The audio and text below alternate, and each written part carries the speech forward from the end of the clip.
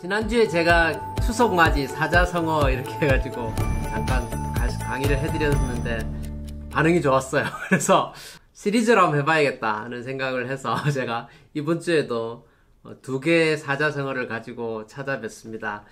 오늘 준비한 사자성어는 이 두 가지입니다. 생로병사와 희로애락. 둘 다 너무 잘 아시는 표현이죠. 우리 비즈니스와 굉장한 관련이 있다라고 생각해서 이 두 개를 한번 골라봤습니다. 그 중에서 첫 번째 거, 이제 생로병사부터 한번 말씀을 나눠보시죠. 저는 그 생로병사가 그냥 처음에는 그냥 피상적으로 태어나서 이렇게 늙고 병들고 죽는다 이런 개념으로만 알고 있었는데, 이게 이제 불교에서는 이걸 네 가지 고통이다, 사고다 이렇게 얘기한다고 합니다. 태어날 때도 고통을 느끼고, 늙으면서 고통을 느끼고, 병들어서 고통을 느끼고, 죽을 때도 고통을 느낀다라고는 네 가지 고통이다. 불교에서는 우리 이제 보통 사람들을 중생이라 그러지 않습니까? 중생이 느끼는 네 가지 고통을 사고다 이렇게 얘기해서 생로병사다 이렇게 얘기를 합니다.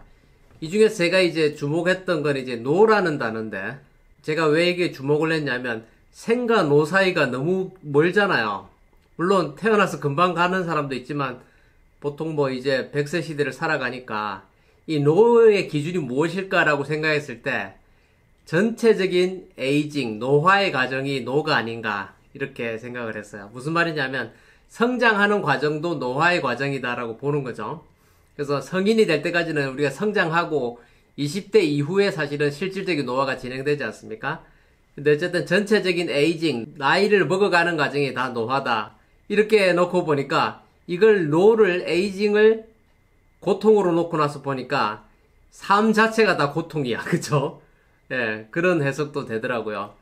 그래서 우리가 아메이 비즈니스를 함에 있어서 이 생로병사는 어떤 의미인가? 요람에서 무덤까지라 그러죠. From the cradle to the grave. 그래서 태어나서 이렇게 점점점 성장해서 더 이상 성장이 되지 않고 멈추고 그때부터 점점 노화해서 이렇게 우리가 천국 가는 그림까지, 이걸 우리가 뭐라 얘기하냐면 생애 주기다 이렇게 얘기하죠. 생애 주기.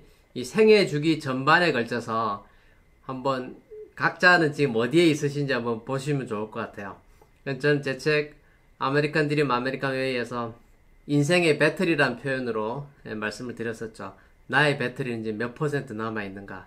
우리는 여기 중에 어딘가에 있을 거예요. 그죠? 그래서 그걸 최대한 그 에이징을 지연시키려고 하는 노력들도 필요하겠죠.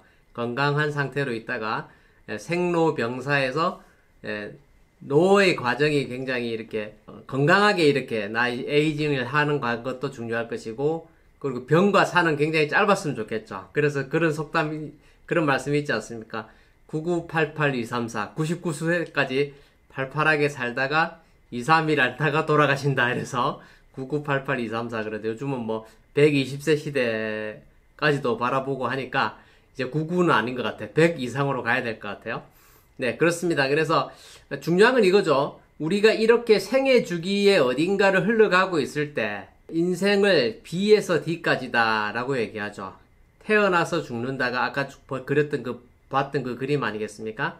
여기에 뭐가 있습니까? B하고 D 사이에 뭐가 있죠? 예, C가 있습니다. 사실은 지금까지의 삶도, 태어나서 오늘 이 시간 이 순간까지 있는 이 삶도 매번 순간순간의 선택의 결과가 오늘의 우리 각자를 만들었다라고 봅니다. 그쵸? 내가 선택한 학교, 내가 선택한 직장, 내가 선택한 배우자, 그런 선택을 통해서 우리가 오늘의 현재의 모습들이 있다라고 봤을 때 그 선택의 연속에 우리는 항상 노출되어 있지 않는가. 그래서 우리가 무엇을 선택하느냐가 이 생로병사에 있어서의 이 에이징의 과정에서 굉장히 중요하다라고 생각하고, 그래서 결론은 뭐냐? 여러분과 우리는 이 선택의 기로에서 아메이라는 비즈니스를 선택한 사람들입니다. 어떠세요? 아메이의 로고를 이렇게 막 봤을 때 가슴이 막 뛰세요? 가슴이 뜨거워지시고, 야, 내 회사야. 나뿐만 아니라 자자손손 물려줄 멋진 비즈니스의 기회야. 이런 느낌을 가지고, 그죠? 우리가 아메이를 대할 수 있으면 얼마나 좋겠습니까? 그렇게 되셨으면 하는 바람입니다. 과거의 어느 시점에 이 비즈니스를 선택하신 분도 있을 것이고, 또 최근에 이 사업을 선택하신 분도 계실 겁니다. 중요한 건 뭐냐? 이 선택이 우리의 앞으로의 미래를 결정한다는 것이죠. 지금 우리가 선택한 아메이라고 하는 비즈니스가 우리의 미래를 책임져주고 우리의 미래를 밝게 이끌어줄 수 있는 툴이 될 것이다는 말씀을 드립니다. 그래서 그 생로병사와 희로애락은 어떻게 연결되느냐? 생로병사의 그 과정 속에 우리 삶의 그 여정 속에서 우리 인간이 느끼는 네 가지 감정을 희로애락이다 이렇게 얘기를 했습니다. 그래서 중용에 나와 있는 표현입니다. 그래서 희자는 기쁠 희자고 로자는 성낼 로자, 애는 슬플 애자죠. 그리고 락은 즐길 락이다. 그래서 이 네 가지의 감정, 희로애락에 대해서 한 가지씩 잠깐 살펴보도록 하겠습니다. 첫 번째, 기쁠 희. 아까 우리가 아메이라는 로고를 딱 봤을 때 기분이 좋아지잖아요. 그런 기쁨이죠. 항상 기뻐하라. 저는 이 표현을 쓰고 싶어요. 성경의 데살로니가 전서의 한 귀절이 생각나실 것 같은데요. 맞습니다. 항상 기뻐하라. 쉽지 않죠? 성경의 그 영문으로 이렇게 되어 있어요. Be joyful always 이렇게 되어 있어요. 항상 기뻐하라. 항상 기뻐하라. 희로 애락 할 때 희와 애가 이제 반대가 되겠죠. 기쁘고 슬프고 되니까, 그죠? 근데 이거 어떻게 항상 기쁠 수 있겠습니까? 전체의 삶 속에서 기쁨이 차지하는 기간이 많으면 많을수록 그 반대의 감정, 슬픔의 감정의 시간이 줄어들겠죠. 그런 측면에서 봤을 때는 삶을 행복하게 이끌어가는 가장 지혜로운 방법이 항상 기뻐할 수 있으면 너무 좋지 않을까. 그래서 저는 어떤 생각을 하냐면 우리가 왜 기쁠 수 있는가, 아메이 사업과 관련해서 왜 기쁠 수 있는가 라고 했을 때 아메이 사업이 주는 기회다. 저는 그렇게 생각을 했어요. 창업자 두 분께서 리치와 제이께서 아메이 사업을 처음 만드실 때 우리에게 성공의 기회를 제공하셨을 때 뭐라고 하셨습니까? 모든 사람들에게, 그죠? 자신의 독자적인 사업을 통해서 성공을 꿈꾸는 모든 사람들에게 그 성공의 기회를 제공한다 라고 했을 때 그 모든 애는 저와 같은 평범한 회사원 출신 혹은 평범한 전업주부 심지어 사회적 약자들까지도 거기에 모든 애는 해당이 되지 않습니까? 그래서 그 모든 사람들에게 성공의 기회를 주었다는 것은 어찌 보면 지금까지의 삶 속에서 아까 말씀드렸던 과거에 내가 선택한 것 중에서 아차 하면서 뭔가 잘못 선택했다라고 느껴서 뭔가 꼬이고 있는 듯한 삶의 그 여정에서 그걸 바로잡아서 혹은 역전시켜서 내가 바로 설 수 있는 그렇게 할 수 있는 기회가 될 수 있는 게 아메이 사업이 아닌가 저는 그렇게 생각을 합니다. 그래서 과거에 지금까지 잘못된 거 혹은 손해본 거 뭐 이런저런 여러 가지 있으실 거예요. 그때 이렇게 했었어야 되는데 하는 아쉬운 것들이 있지 않습니까? 그런 것들을 다 이렇게 한 방에 뒤집어서 역전할 수 있는 비즈니스 오퍼튜니티, 그 사업의 기회. 그래서 그 기회를 아메이 사업의 기회를 딱 갖는다. 그래서 우리가 이 일을 계속하면 어떻게 됩니까? 결국에 궁극적으로는 성공할 수 있죠, 그죠? 이 기회를 통해서 우리가 꿈을 갖게 되고 꿈과 비전을 갖게 돼서 우리는 결국에 미래의 일정 시점에는 내가 원하는 것이 되어 있을 것이에요, 그죠?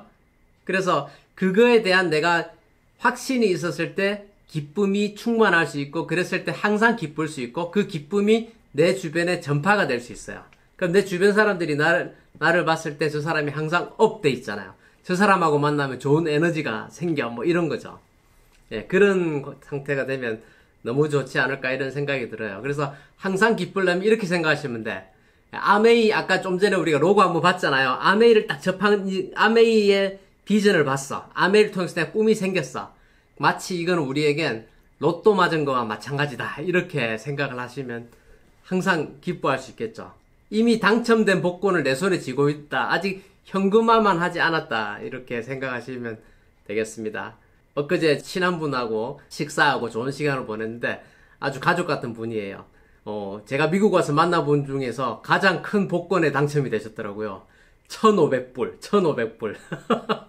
메가 밀리언으로 1,500불에 당첨되셨는데 제가 여쭤봤더니 숫자가 4개가 맞았대요. 숫자가 4개가 맞아서 원래는 500불인데 멀티플라이어 3배 해가지고 1,500불 받았다라고 하셨는데 그 1,500불 받은 로또 맞은 메가 밀리언 로또 맞은 그걸 가지고 우리가 얼마나 오랜 시간 이야기꽃을 피웠는지 몰라요.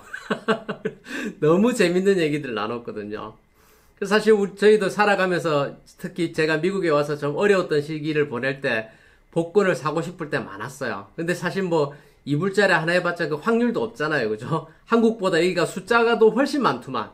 그러니까 숫자가 늘어나면 늘어날수록 확률이 그만큼 더 떨어지잖아요. 그러니까 확률이 없는 일인 거죠. 그래서 제가 항상 저와 제 아내가 서로에게 하는 얘기 중에 하나가 그거죠. You are my lottery. 당신이 내 복권이다 그러면서 그렇게 얘기하는데 우리에게는 아메이가 복권이에요. 당첨된 복권. 내가 아직 현금화 시키지 않았다. 근데 나한테 이미 밀리언 이상이 당첨이 된 복권을 내 가슴에 품고 있다는 이런 기분으로 항상 기뻐할 수 있는 게 왜 그렇다? 아메이를 통해서 우리는 비즈니스 오퍼튜니티 동등한 사업의 기회를 얻었고 이 사업의 기회를 통해서 우리가 차별받지 않고 나의 노력을 통해서 성공을 향해서 갈 수 있는 꿈이 있고 비전이 있는 것입니다. 그래서 그런 마음으로 우리가 항상 기뻐한다면 슬퍼할 겨를이 없겠죠. 그래서 항상 기뻐하자는 마음으로 희로애락의 첫 번째 기쁠 희에 대해서 말씀을 드렸습니다. 두 번째, 성낼로. 이거 조심하셔야 됩니다. 이게 살아가면서 우리가 지금 희로애락 네 가지 감정 중에서 기쁨과 슬픔은 나 혼자도 할 수 있는 거죠. 그죠? 물론 나눌 수도 있지만 나 혼자 할 수 있는 건데 성을 낼 때는 기본적으로 대상이 있습니다. 그렇기 때문에 더 조심해야 됩니다. 만약에 대상이 없이 혼자서 소리 지르고 화내고 하는 사람이 있으면 그 사람은 미친 사람이죠. 그렇잖아요. 우리 길 가다가 간혹 이상한 사람 보잖아요. 혼자 막 소리 지르고 그런 사람 피하죠. 그죠? 이상한 사람이라고. 그러니까 우리가 성을 낸다, 화를 낸다 그럴 때는 기본적으로 대상이 있죠. 대상이 있기 때문에 더 조심해야 되는 게 더 조심해서 컨트롤 해야 되는 감정이 성낼로입니다. 그래서 셀프 컨트롤 할 수 있어야 된다. 그래서 제가 빨간 글씨로 욱하지 마라 그랬습니다. 실제로 제가 여기서 크게 성공하신 교민분의 스피치에서 들었던 얘기인데 그렇게 얘기하더라고요. 한국 사람들의 감정 중에서 정말 열심히 살다가도 정말 성실하게 열심히 잘 쌓아오다가 어느 한순간 욱하다가 한 방에 간대요. 한국 사람들이 맥인들에 비해서 이 감정에 욱하는 감정 이런 것들을 잘못 표출해가지고 손해보는 경우가 굉장히 많다는 얘기를 들었습니다. 그래서 우리 정말 조심해야 될 게 화가 나는 상황에 있을 때 감정을 컨트롤할 수 있는 거 굉장히 중요하다. 그래서 그 비결을 제가 굳이 말씀을 드리자면 제가 뭐라고 표현했습니까? 욱하지 말고 현상으로 바라보시라 그랬습니다. 현상으로. 그러니까 저 사람이 저렇게 하는구나.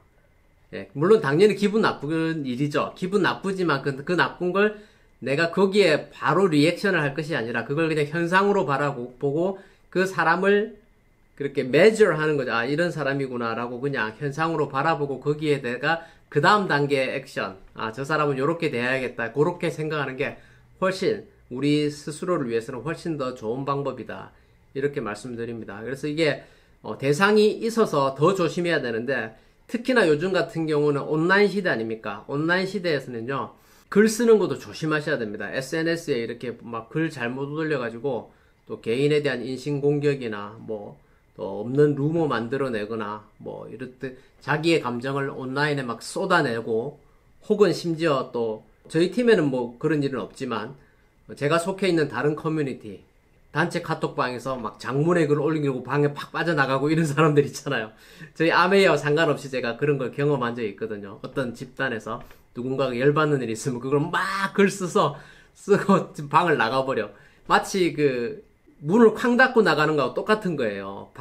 내가 속해 있는 커뮤니티에서 단체 카톡방이나 다른 SNS의 단체방에서 함부로 퇴장하고 여러 사람한테 공개적으로 글 막 올리고 이런 것들은 본인에게 전혀 도움이 안 되는 일입니다.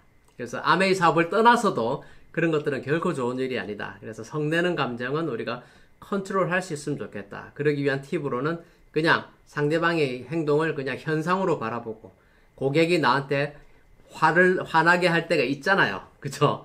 파트너도 다운도 그럴 때가 있습니다. 다운 파트너도 그럴 수 있고 하여튼 우리가 비즈니스 안에서 만나는 그 어떤 사람도 왜 저렇게 하지 하면서 내가 같이 이렇게 대응했을 때 결코 좋은 일이 생기지 않는다. 현상으로 바라보고 잠깐 포즈 하시고 시간을 두고 생각을 좀 더 해보고 내가 그 사람에 대해서 이렇게 평가하고 조심하고 이렇게 하면 되는 것이죠. 제가 거듭 당부해서 화를 이렇게 표현하지 마시라는 표현을 성낼로자, 특히 조심해야 될 감정이다. 이렇게 말씀을 드립니다. 세 번째 감정, 슬플 애. 아까 말씀드린 것처럼 기쁠 희의 반대 표현이니까 감정의 그릇이 일정한 그릇이 있다면 희가 넘치면 애는 줄어들겠죠. 근데 이제 이런 게 있죠. 이게 환경에 의해서 생기는 슬픔이 많지 않습니까? 특히나 우리가 가까운 누군가를 이렇게 떠나보냈을 때 천국 가시게 되는 경우들, 뭐 그게 직계 가족일 수도 있고 가까운 친구일 수도 있고, 어떨 때는 우리가 나이를 먹어가면 어때요? 심지어 나보다 어린 후배가, 동생이 떠나가는 일도 생기게 되고, 뭐 그런저런 일들이 생길 수 있습니다. 그래서 우리가 슬픔의 감정을 어떻게 아예 없애고 어떻게 살 수 있겠어요? 그리고 애도의 시간도 반드시 필요하죠. 하지만 문제는 뭐냐면 거기에 매몰되시면 안 된다는 거예요. 제가 실제로 있잖아요. 반려견이 죽고 나서 그것 때문에 막 우울증에 빠지는 분도 본 적이 있어요. 오랜 시간을 그걸로 인해서. 슬픈 일이 생겼을 때 나와 상관없이 나의 가까운 누군가로 인해서 슬픈 일이 생겼을 때 그 상황을 우리는 재해석하고 반전해내고 승화시킬 수 있는 것이 필요하다. 그게 이제 아메이 비즈니스를 하는 리더라면 그런 게 필요하다는 거죠. 예를 들면 제 부친께서 제가 에메랄드 때, 한국에서 에메랄드 때 돌아가셨어요. 부친이 돌아가시고 저도 애도하는 시간을 보냈습니다만 그 애도를 재해석하고 반전시켜서 살아계신 어머니를 위해서라도 내가 더 열심히 사업해야겠다라고 결단하고 실제로 1년 만에 다이아몬드를 성취했거든요. 그래서 우리가 슬픔에 매몰되지 말자. 제가 드리고 싶은 얘기는 그 말씀입니다. 슬픔에 매몰되지 말고 그 상황을 재해석하고 반전해서 긍정적으로 승화시킬 수 있는 것이 바로 리더의 자세가 아닌가, 저는 그런 생각을 해봅니다. 이 마지막 즐길 락, 우리가 즐겨야 될 것이 무엇이냐? 텐코아를 즐겨야 된다. 즐겁게 우리가 하는 일 자체, 아메이 사업, 자자손손 물려줄 수 있는 사업, 내 자식에게 손자에게도 기쁘게 권할 수 있는 게 이 일이 즐거운 일이어서 그렇습니다. 우리가 하는 10가지 일, 그 중에서 책 읽고 음원 듣고 미팅에 나오는 일은 상대방을 만나서 설득하고 제품을 전달하고 사업 설명을 하고 이런 과정이 아니잖아요. 그래서 책 읽고 음원 듣고 미팅 나오는 거 즐기는 사람 많아요. 근데 그것만 즐기면 또 곤란한 거죠. 이 사업의 핵심은 뭐라고 그랬습니까? 창업자께서 제품의 전달과 사업의 전달을 어떻게 하는 것? 꾸준히 하는 거라 그랬습니다. 그 일을 우리가 특별히 즐겨야 된다. 그 과정 속에서 분명히 우리 많은 거절을 받게 되는데 어떻게 거절을 즐길 수 있느냐? 말씀드렸잖아요. 아까 기쁠 희를 얘기하면서 이미 우리는 복권 맞은 사람들입니다. 이미 성공한 사람인데 아직 그걸 현금화시키지 않았다는 마음으로 나는 이미 다이아몬드야 는 마음을 가슴에 품고 계십시오. 그렇게 하면 우리가 그 거절의 횟수를 채웠을 때 결과값을 이미 알고 있죠. 횟수에 도전해서 그 결과값을 채웠을 때 우리는 이미 성공한 사람들인데 그 과정을 우리가 즐길 수 있게 된다. 그래서 텐코아를 그런 마음으로 즐기시면 좋겠다. 쇼도 플랜도 그렇고 제품 전달도 그렇고 데몬스트레이션도 그렇고 심지어 사업의 진행 상황을 점검해 나가는 스폰서와 상담도 내가 즐거운 마음으로 더 스폰서님에게 밀착해서 더 자주 연락하고 더 자주 만나고 하는 일들을 했을 때 그게 우리가 이 사업을 즐기면서 해나가는 성장이 아닐까라고 생각합니다. 스포츠에서 제가 제일 좋아하는 스포츠가 축구입니다. 축구 해설위원 서형욱이라는 사람이 이제 박지성에 대해서 이렇게 얘기했습니다. 그 박지성 선수의 발에 페인트를 묻혔다면 운동장 모든 곳에 그의 발자국이 남았을 거다라고 할 만큼 한국의 축구 역사에서 큰 획을 그었던 사람들이 이렇게 계보를 잇는 분 중에 한 명이 박지성 선수죠. 이제 좀 은퇴하신 분이지만 그 박지성 선수의 발을 보세요. 요렇게 생겼어요. 정말 뭐 이분뿐이겠습니까? 많은 운동선수들이 그 운동을 하는 그 주된 부위는 이렇게 부상 속에서 정말 힘들게 이렇게 막 많은 변형들이 일어나고 하죠. 심지어 이분은 평발을 가지는 분이라 그러죠. 발바닥 안쪽이 온폭하게 패여 있어야지 정상적으로 보행하기가 쉬운데 이게 없어서 이렇게 발바닥이 납작한 걸 평발이라 그래요. 그래서 군대에서도 면제 사유에 해당되는 거거든요. 근데 평발을 가지고도 그런 유럽에서 그것도 맨체스터 유나이티드까지 가서 그렇게 성공적인 획을 그었죠. 그러면서 박지성 선수가 했던 얘기가 자기가 후배들의 희망이 되고 싶다는 게 그거였거든. 내가 이렇게 성공적으로 해서 내 후배들이 유럽에 진출할 수 있도록 도와주는 그 길을 물꼬를 트는 게 나의 역할이라고 생각한다라고 하면서 마지막 은퇴하는 순간에 이분 그 상암 경기장에서 아나운서하고 인터뷰할 때 은퇴 인터뷰 때 그런 얘기를 하더라고요. 제가 기억하고 있는 내용인데 그렇게 얘기했어요. 마지막에 후배분들을 위해서 꼭 한마디만 해준다면 무슨 말씀을 해주고 싶으세요? 했더니 축구를 즐기세요 이렇게 얘기하더라고요. 평발에 뛸 때마다 발바닥에 그 고통이 있었을 텐데 발이 저렇게 짓무르고 하는 저렇게 멍들고 하는 저런 상태로 공을 차면서도 즐거웠다는 거 아닙니까? 그러면서 최고의 선수가 자기처럼 되고 싶어하는 그 많은 사람들에게 권유했던 얘기가 뭐냐? 축구를 노동으로 하지 말고 즐겁게 하라는 거예요. 아메이 비즈니스를 하면서 굉장히 힘을 많이 들여서 하시는 분들을 봅니다. 용을 쓰면서 하시는 분들. 그게 아니라 이 탱쿠아가 내게 돼가지고 내 몸에 익어서 나와 아메이가 하나가 되는 단계, 무라일체의 단계에 들어가시면요. 항상 기뻐서 늘 아메이의 향기가 늘 펼쳐져 나오고 주변에서 어떤 일을 해도 내가 감정의 업다운 없이 상대방 평정심을 가지고 상대방과의 관계를 맺어가면서 나의 사람들을 이렇게 늘려나가는 과정 속에서 네 가지의 감정, 희로애락을 잘 컨트롤하면서 즐겁게 사업을 해나간다면 성공적인 결과가 나오지 않을까. 그렇게 하면서 우리가 생로병사의 과정으로 클로징을 하게 될 거 아닙니까? 그 마지막 갈 때 정말 갈 때 잘 살았다.